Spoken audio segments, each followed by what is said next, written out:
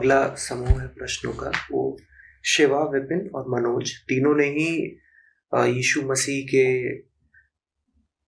जो जादुई किस्से हैं उनको लेकर जिज्ञासा करी है। और प्रश्न इस बात पर केंद्रित है कि कैसे उनके जादुओं में कुछ नया हो जाता था हमेशा, और वो नया हम अपने जीवन में कैसे उतार सकते हैं। एक साधारण जादूगर भी तुम्हें जादू दिखाता है तो तुम उसे जादू का कब नाम देते हो? जब समझ में नहीं आया। ठीक, तो जादू की पहचान है घटना का समझ में न आना। घटना बुद्धि से, तर्क से, युक्ति से, कारण से आगे की होनी चाहिए। तुम कब कहते हो कि बात तुम्हें समझ में आ गई? भाई, जादूगर ने टोपी उठाई और उसमें से खरगोश निकल पड़ा। ये जादू तभी तक है जब तक तुम्हें समझ में नहीं आया था कि खरगोश टोपी में आया कहां से। पर अगर आगा पीछा स्पष्ट हो जाए, अगर कारण दिख जाए, तो फिर जादू जादू नहीं रह गया ना। तो जादूगर पूरी कोशिश करेगा कि बात का आगा पीछा तुम्हें समझ में ना आए। आगा पीछा नहीं समझ में आया तो जादू है। ठीक, तो झूठा जादू दिखाने के लिए भी कारण की अनुपस्थिति मूल शर्त है।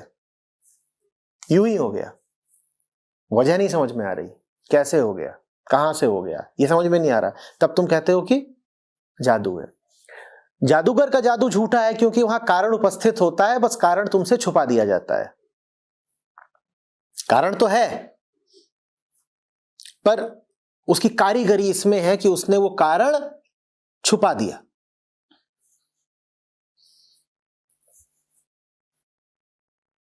अध्यात्म की भाषा में जादू तब है जब कारण वास्तव में हो ही ना।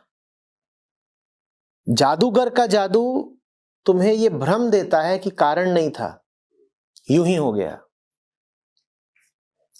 परमात्मा का जादू तब है जब कारण वास्तव में ना हो और यूं ही हो जाए। तो पूछा है जादू के बारे में, चमत्कार के बारे में। ईसा के चमत्कारों की बात हो, और बहुत संत महंत पीर औलिया हुए हैं, अवतार हुए हैं, बहुतों के साथ चमत्कार संबंधित रहे हैं। वो सबके साथ चमत्कारों का अर्थ एक ही है। उनकी मौजूदगी से कुछ ऐसा हो जाता था जिसकी वजह नहीं समझ में आती थी। उनकी मौजूदगी से कुछ ऐसा हो जाता था जो हो ही नहीं सकता था पर हो जाता था। नशेड़ी का नशा छूट गया, उससे कारण पूछो, कारण नहीं बता पाएगा। तुम उनसे नफरत करते थे, पर वो तुम्हारे सामने खड़े हुए, तुम्हारे हथियार गिर गए, तुम्हारे आंसू बहने लगे, तुम्हारे दिल में मोहब्बत उठ गई। तुमसे कोई पूछे ये क्या बात, ऐसा कैसे हो गया? कल तक तो तू बोलता था कि ये फकीर बड़ा पाखंडी है, मिलेगा सामने तो गला काट दूंगा, और आज ये तेरे सामने आया तो तू आंसुओं से उसके पांव धो रहा है। कैसे हो गया? वजह बता। अब वजह को कुछ बता नहीं सकता। फकीर से उसको न पैसा मिल रहा है, न रुपया मिल रहा है, न ज्यादा बातचीत हुई, कुछ नहीं, पर ऐसा तो बहुत हुआ है।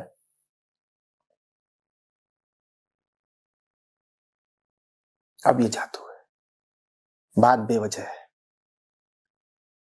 बात बुद्धि से आगे की है। जानते हो बुद्धि का उद्देश्य क्या होता है? बुद्धि का उद्देश्य होता है प्रकृति की दिशा को आगे बढ़ाते रहना, शरीर को बचाते रहना। यही बुद्धि का उद्देश्य है, यही भावनाओं का उद्देश्य है, यही वृत्तियों का उद्देश्य है। बुद्धि, वृत्ति, भाव तुम अपने आप में जितने पाते हो, ये सब तुम्हें समय और अनुभव ने दिए हैं। ये यूं ही नहीं है, अकारण नहीं है। तुम कह भी देते हो कई बार कि मुझे अकारण क्रोध आ गया, नहीं साहब, वो अकारण नहीं था।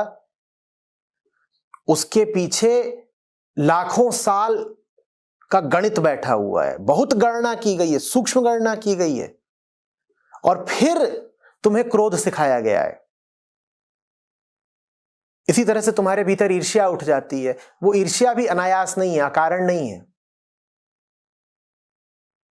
उसके पीछे भी बड़ा गणित बैठा हुआ है। वो ईर्ष्या तुम्हें प्रकृति ने दी है ताकि तुम अपना जिस्म बचा सको, तुम्हारा शरीर आगे बढ़ता रहे, तुम्हारा पेट पलता रहे, शारीरिक तौर पर तुम्हारी सुरक्षा रहे, इसके लिए तुम्हें क्रोध और ईर्ष्या दिए गए हैं।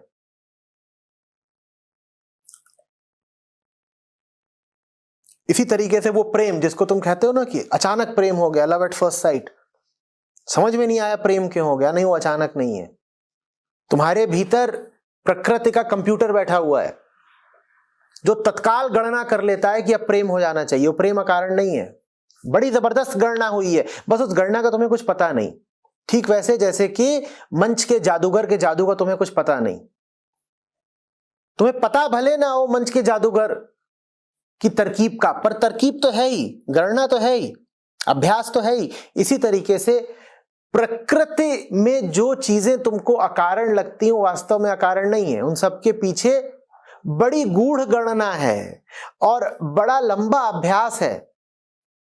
भावनाएं बड़े अभ्यास के बाद उठती हैं, भले तुम्हें लगता हो कि तत्काल उठ जाती हैं। तुमने लाखों वर्षों का अभ्यास किया है, तुम यूं ही ईर्ष्यालु नहीं हो जाते, तुम यूं ही क्रोधित या भयभीत नहीं हो जाते। प्रकृति ने सिखाया, अनुभव ने सिखाया, समय ने सिखाया।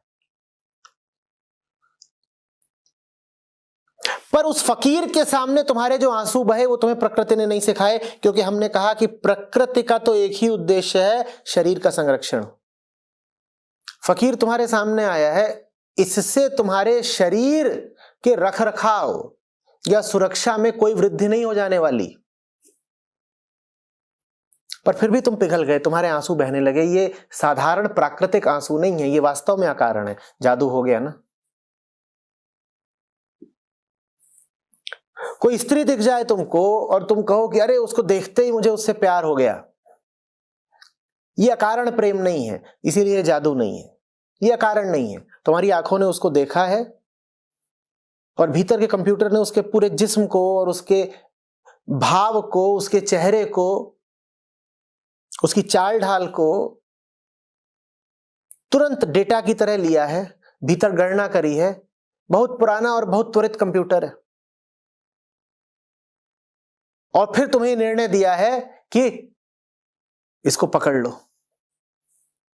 ये बढ़िया रहेगी प्रजनन के लिए।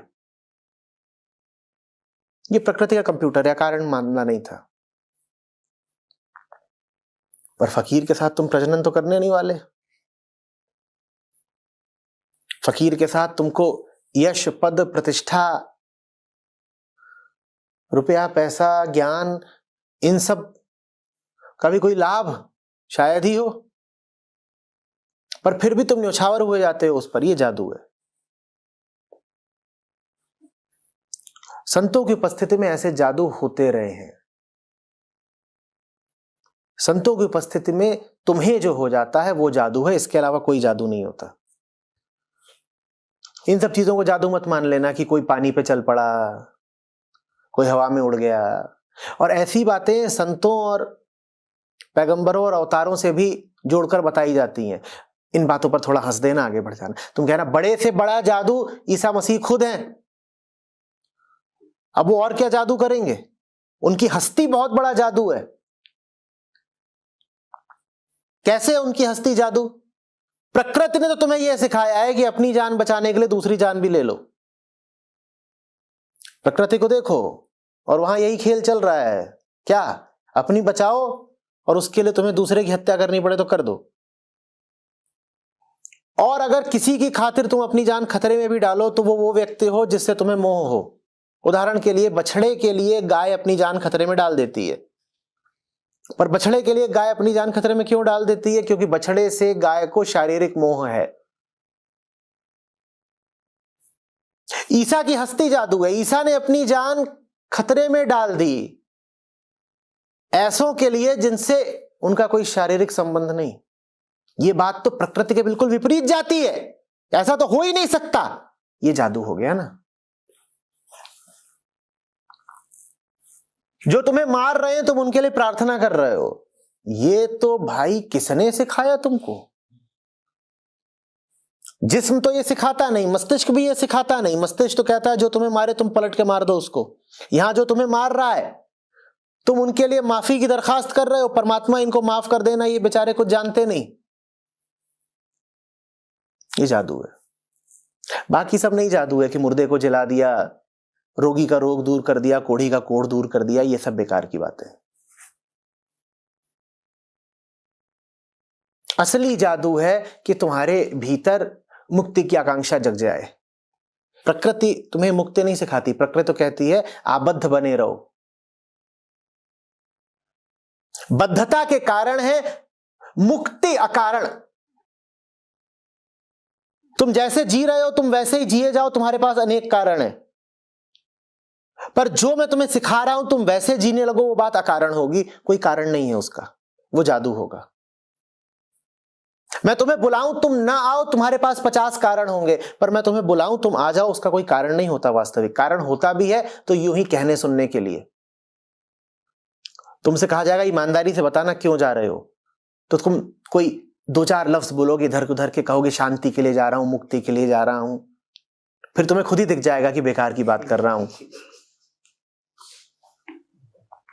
तुम एक उथली सी हंसी हंसोगे, शर्माई सी लजाई सी, और कहोगे हे, पता तो नहीं है क्यों जा रहे हैं पर जाना है, अब हटो सामने से, देर हो रही है। हाँ, न आने के पक्ष में तुम्हारे पास जो कारण है वो बड़े ठोस होंगे। बीवी ने पकड़ लिया, बच्चे की लड़ाई हो गई, ओला नहीं मिली, आज बुधवार है, ये सब ठोस कारण है। आने के लिए क्या कारण बताओ ना? आधी रात हो चुकी है, बैठे हो, खाना वाना कुछ खाया नहीं, पगला गए हो क्या? घर क्यों नहीं जा रहे? बैठने का क्या कारण?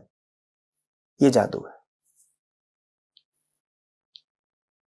तुम उठ के चले जाओ, तुम जो कुछ करोगे वो बड़ी तार्किक बात होगी।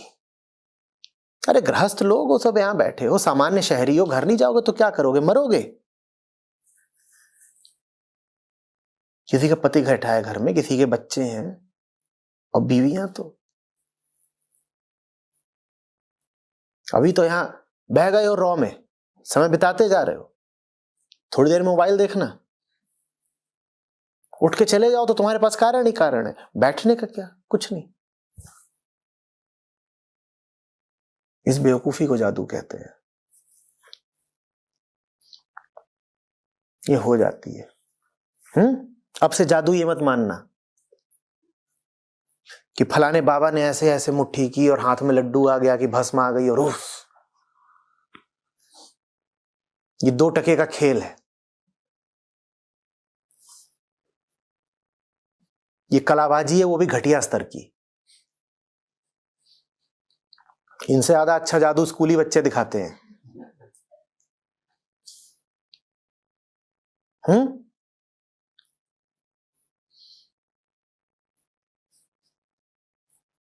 असली जादू है कृष्ण की हस्ती।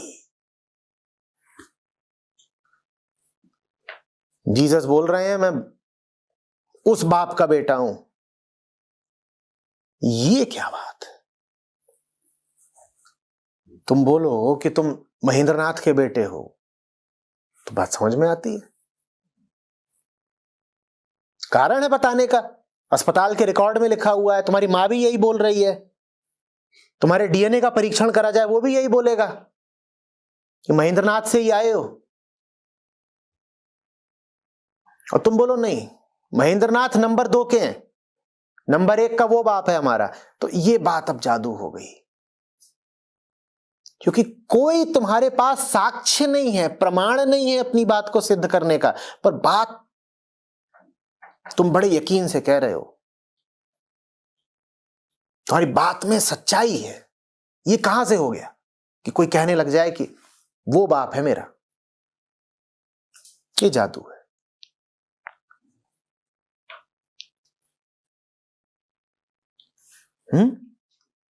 तो जादू, चमत्कार, इन सब के भ्रम से बिल्कुल मुक्त हो जाओ। और अक्सर संतों के जीवन को प्रामाणिक सिद्ध करने के लिए इस तरह की अतिशयोक्तियां बहुत प्रचारित की जाती हैं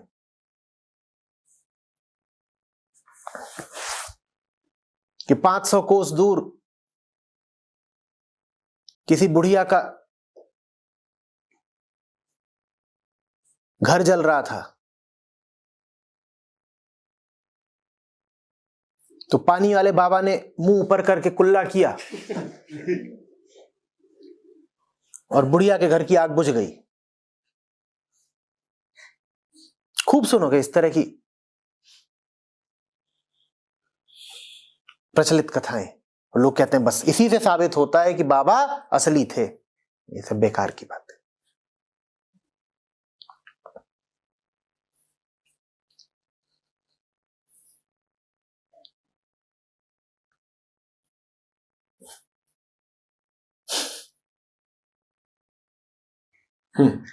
क्या ये कह सकते हैं कि जो मानसिक परिधि होती है उससे एक छलांग, एक शॉर्ट सर्किट ही होता है जादू, उसके बाहर का तुरंत कुछ हो जाए? प्रकृति तुमसे जो कुछ करवाना चाहती है, तुम उससे अलग कुछ कर जाओ, ये जादू है। अब इससे संक्षिप्त परिभाषा मैं नहीं दे सकता।